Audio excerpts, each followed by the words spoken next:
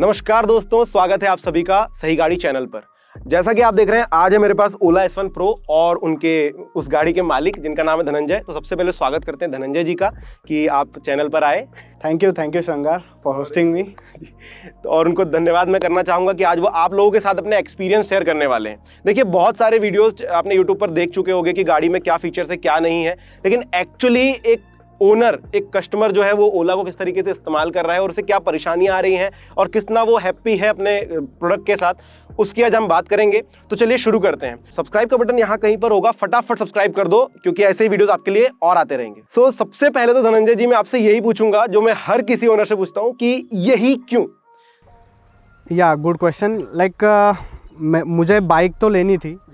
मैं बाइक नहीं देख रहा था, बट मैं थोड़ा टेक सेवी हूँ और भाविश अग्रवाल जी को मैं मतलब ओला के टाइम से फॉलो करते आ रहा हूँ। मतलब ओला कैब जब उन्होंने फाउंड की थी, तो मतलब जब उन्होंने डिसाइड किया कि they are going to launch an EV scooter, जो कि ठीक है, उन्होंने डच एक कंपनी थी इटरगो ऐप स्कूटर, उन लोगों से एक्वायर किया और उन लोगों से स्कूटर का पूरा ये जो स्ट्रक्चर है सब कुछ है वो उनसे लिया।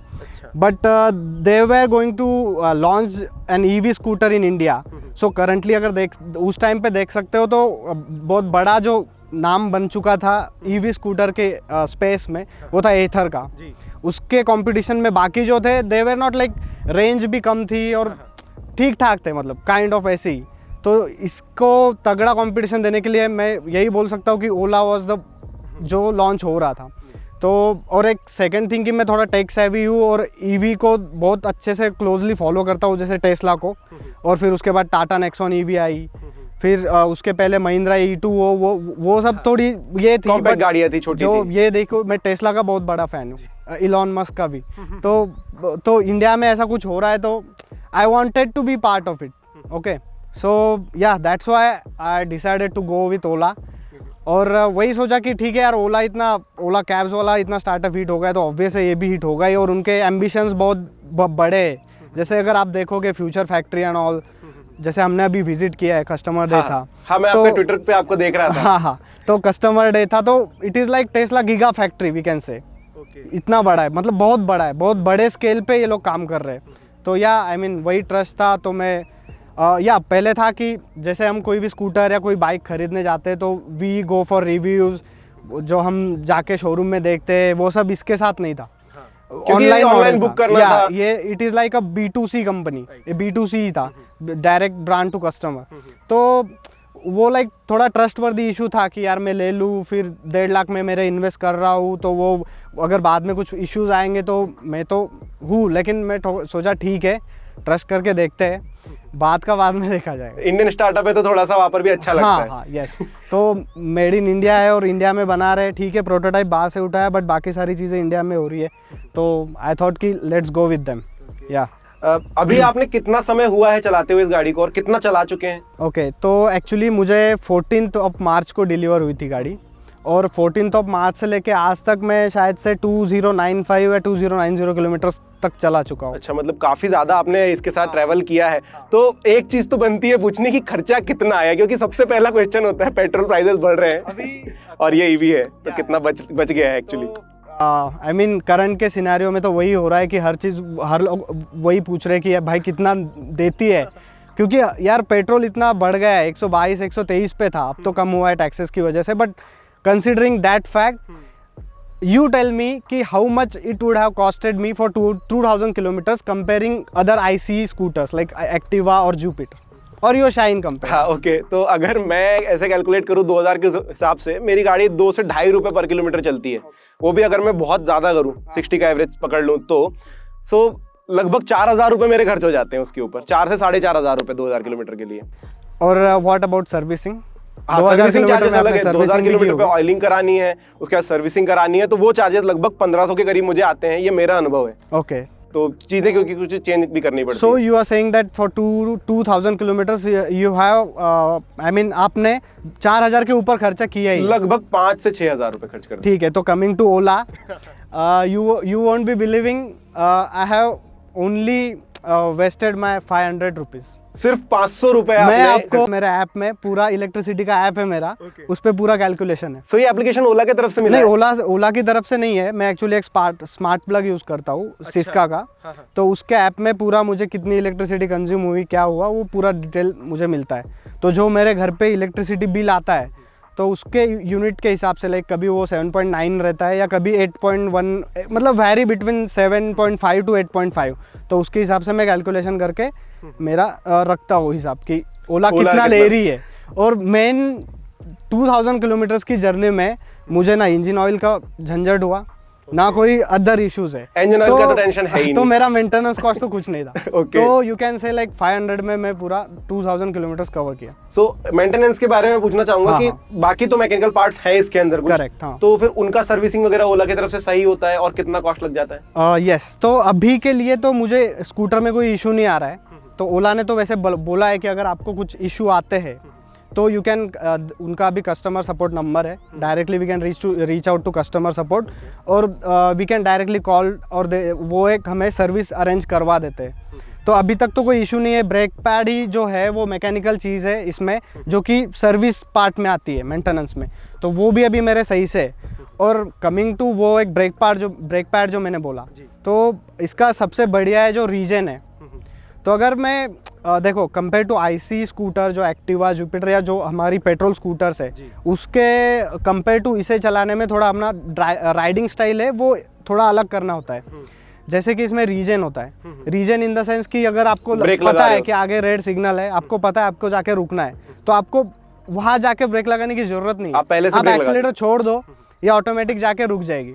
राइट, ये रुक जाएगी और उसमें रीजन में मेरी बैटरी भी थोड़ी चार्ज हो जाएगी। और अगर आप, मेरा जो थ्रॉटल है एक्सीलरेटर का, वो अगर रिवर्स करते हो तो वो ऑटोमेटिक रुक जाती है। I don't need to use brakes. मतलब मैं बोलता हूँ कि मैं अभी स्टार्टिंग में था, मुझे थोड़ा आईसी का वो था, बट अभी के करंट सिनेरियो में मैं ब्रेक्स 30% यूज कर रहा हूँ, ओनली 30%। सिटी राइड में आपको बिल्कुल प्रॉब्लम नहीं है, जरूरत ही नहीं है ब्रेक यूज करने की। आप थ्रॉटल रिवर्स कर दो, अगर बैटरी मेरी 80 के नीचे है, थ्रॉटल रिवर्स कर दो, स्कूटर स्टॉप हो जाती है। कस्टमर सर्विस का बहुत, मतलब इंडिया में पूरे इनका ये चल रहा है कि ओला की कस्टमर सर्विस बहुत वर्स्ट है। तो मेरे एक्सपीरियंस के इसमें, जैसे अभी मैंने जब स्कूटर मुझे डिलीवर हुआ था, तब इसको एक्चुअली जो साइड वाला पैनल है, उस साइड वाला, उस पर एक स्क्रैच था, वो कंपनी से ही आया था। मे बी उनके जो ट्रांसपोर्टेशन है उसमें हुआ होगा। तो मैंने उसके लिए फिर ब्रांड चैम्पियन को बोला, वो बोले व्हाट्सएप पे इमेज सेंड कर दो। मैंने इमेज सेंड किया, बट उसके बाद उन्होंने कोई रेस्पॉन्स ही नहीं किया। हाँ, रेस्पॉन्ड ही नहीं किया। और उस टाइम पे तो कस्टमर केयर पे जब कॉल करते थे तो बहुत वेटिंग भी रहता था, तो वो मैंने छोड़ दिया फिर उस टाइम। ठीक है, स्क्रैच ही है तो छोड़ दिया मैंने। फिर कंपेयर टू अभी के जो सिनेरियो है, जो अभी 3 मंथ्स के बाद मैं बोल सकता हूँ, तो अभी इसको MovOS 2 का अपडेट आया है, जिसमें मैप्स भी है, नेविगेशन। तो उसके लिए GPS का मेरा थोड़ा इशू चल रहा था इसका, तो उसके लिए मैंने कस्टमर केयर पे कॉल किया, कंप्लेंट रेज किया, तो विदिन 3 to 4 आवर्स मुझे कॉल आ गया उनका। अच्छा, 3 से 4 घंटों में कॉल कर दिया? हाँ, आ गया। और बोले कि मतलब पूरा इशू जान लिया उन्होंने। फिर बोले कि आपको कल हमारे टेक्नीशियन विजिट करेंगे और आपका इशू रिजॉल्व कर देंगे। तो सुबह मुझे टेक्नीशियन का कॉल आया, एड्रेस वगैरह पूछा उसने, और वो आ गया। उसने ये कुछ केबल था GPS का, वो कुछ चेंज किया, कुछ तो भी किया। वो करने के बाद मेरा GPS भी सही वर्क कर रहा है, और थोड़ा सीट तो लूज था, उसको भी उन्होंने सही कर दिया। तो मतलब अभी के सिनेरियो में मैं बोल सकता हूँ कि मेरा तो एक्सपीरियंस अच्छा है सर्विस के टाइप में। लेकिन है बहुत लोग जिनको हो रहा है थोड़ा इशू, तो दे आर इम्प्रूविंग ओला। तो आपको कभी इस चीज में डर लगा, क्योंकि बहुत सारे न्यूज़ेस आते हैं एक्चुअली, अगर सही से कहूँ तो, कि ओला गाड़ी के साथ कुछ आका हुआ है, जल गई है, ये वो चीजें, आपको कभी डर लगा ऐसा कि यार कुछ गड़बड़ अपने साथ ना हो जाए? टू बी फ्रैंक, मुझे कोई इशू नहीं आया है, क्योंकि मैं देखो EV और जो बैटरीज है इनको थोड़ा मैं एक्सप्लोर करते रहता हूँ, रिसर्च करते रहता हूँ उस पर कि हाउ दे एक्चुअली वर्क, और ये सब। जैसे कि टेस्ला का भी मैंने बहुत रिसर्च किया है इस पर।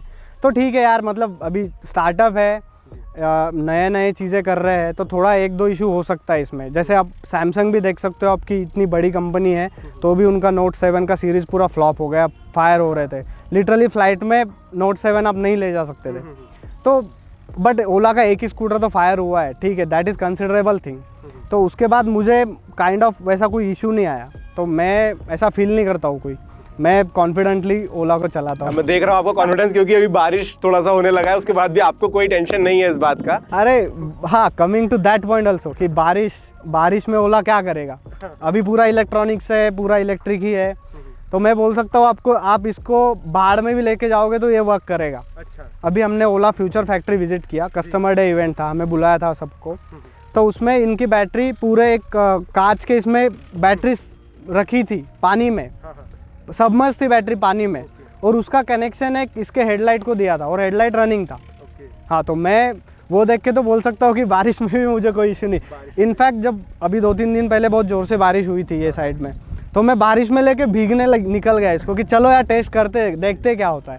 तो उस पर मैं श्योर हूँ कि नहीं होगा कुछ। अच्छा, एक और चीज़ मेरे दिमाग में आ रही कि आपने टॉप स्पीड चेक करी है इसकी? हाँ हाँ, वो कितना चली जाती है? तो देखो इसमें 3 मोड्स है, अभी तो चौथा मोड ऐड हुआ है, बट मैं कंसीडर करूँगा 3 मोड है, नॉर्मल, स्पोर्ट्स और हाइपर मोड। जो हाइपर मोड है वो इसकी खासियत है S1 Pro मॉडल की। तो हाइपर मोड पे मैं इसको 110 पे लेके गया था। अच्छा, 110 तक भी हाँ, जाती है? 110 तक, और वो पे with in 8 to 9 seconds. Okay, तो बहुत अच्छा पिकअप मिला है, प्लस हाई स्पीड मिल रही है। और दोस्तों 110 की स्पीड कम नहीं होती है, बहुत ज़्यादा होती है, क्योंकि आप देखोगे शाइन है, आप 125 सीसी की ज़्यादातर गाड़ियां देख लोगे 110 नहीं जाती है, 94-95 पे जाती हैं, और स्लोप मिल जाए तो ये बहुत अच्छी बात है कि स्कूटर आपको 110 दे रही है। अच्छा, 110 जब आप लेकर जा रहे हो तब कॉन्फिडेंस मिला, क्योंकि मुझे लगता है स्कूटी जैसी जो गाड़ियां हैं जो कॉम्पैक्ट होती हैं, इनमें 110 की स्पीड बहुत ज़्यादा हाई हो जाती है, गाड़ी संभल नहीं पाती है। हाँ, तो 110 पे मुझे ऐसा कोई कॉन्फिडेंस वाला, मतलब मैं कॉन्फिडेंस लूज कर रहा हूँ थोड़ा, होता है ना, उस टाइप का इशू नहीं हुआ। आई थिंक इसकी बिल्ड क्वालिटी बहुत अच्छी है। हाँ, और सेकेंड थिंग, इसका वेट जो बैलेंस किया है वो बहुत सही से किया है। जो बैटरी का जो वेट है उसकी वजह से स्कूटर का वेट भी बढ़ा है, और उसकी वजह से अगर आप रोड पे चलाते हो तो कॉन्फिडेंट रहते हो कि यस आई कैन। आप हाई स्पीड भी मतलब आप ट्रक के साथ से भी जाओगे कुछ वैसा हाईवे पे, तो भी आपको गाड़ी ऐसे ये नहीं होगी, हिलेगी नहीं, तो वो कॉन्फिडेंस है। टर्न वगैरह लेने में भी अच्छा, टर्न वगैरह में तो बहुत मजा आता है। तो दोस्तों ये सारे क्वेश्चन थे जिनके बारे में लोग सोचते थे लेकिन कोई ओनरशिप रिव्यू नहीं मिल रहा था, तो मैंने कोशिश करी है वीडियो को शॉर्ट रखने की और सिर्फ उन्हीं क्वेश्चन पे ज़्यादा ध्यान देने की जो कि आपके मन में आते हैं। तो मैं बहुत बहुत धन्यवाद करना चाहूँगा धनंजय जी का कि इन्होंने हमारे साथ सारे क्वेश्चन के जवाब दिए आप लोगों के, और इस बारिश भरे मौसम में भी हमारा साथ दिया, उसके लिए बहुत बहुत धन्यवाद। लेकिन बारिश में ओला रुकी नहीं। हाँ, ओला हो गया लेकिन रुका नहीं। ओला हो गया लेकिन रुका नहीं। ये बहुत अच्छी बात है, आप लोग लाइव ही देख रहे हो यार, और क्या ही चाहिए। सो टू समराइज, इस वर्ल्ड में भी, इस एज में ओला या इलेक्ट्रिक व्हीकल लेना ही समझदारी है। साइलेंटली चलती है, वो आपका नॉइस पोल्यूशन भी नहीं हो रहा है, आपका टेलेंट पाइप पोल्यूशन भी नहीं हो रहा है, और यार सस्ता भी है, किफ़ायती भी है।